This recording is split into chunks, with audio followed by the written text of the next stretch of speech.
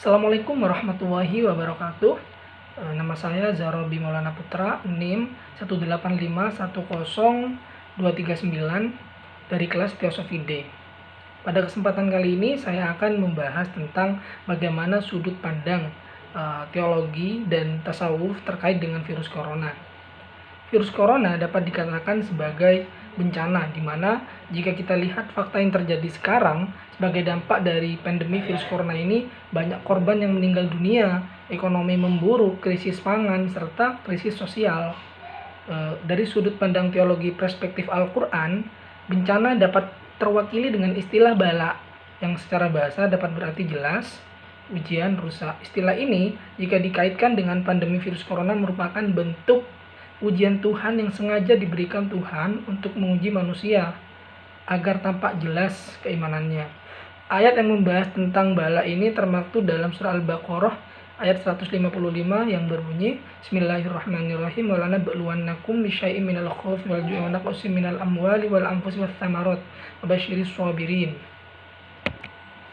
Selain itu, pandemi virus corona ini juga menjadi perbincangan dari kedua perspektif dua aliran, yaitu Jabariyah, yang menganut paham bahwa virus ini semata-mata hanya takdir dan kehendak Allah, sehingga mereka memilih berserah diri kepada Tuhan.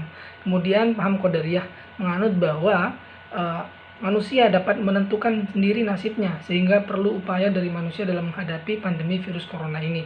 Terlepas dari hal itu, Allah tidak semata-mata hanya menurunkan bencana atau musibah ini, melainkan pasti ada maksud dan mengandung pesan moral yang perlu kita garis bawahi. Yang pertama adalah peringatan dari Tuhan, kemudian yang kedua sebagai muhasabah atau sebagai kita introspeksi diri, yang ketiga adalah kekuasaan Allah yang luar biasa.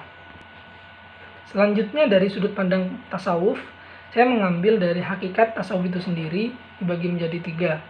Yang pertama adalah makhluk yang terbatas, yang didefinisikan sebagai memusatkan perhatian hanya kepada Allah Subhanahu wa Ta'ala. Artinya, dengan adanya pandemi virus corona ini diharapkan kita lebih fokus pasrah kepada Allah, bertawakal serta berdoa.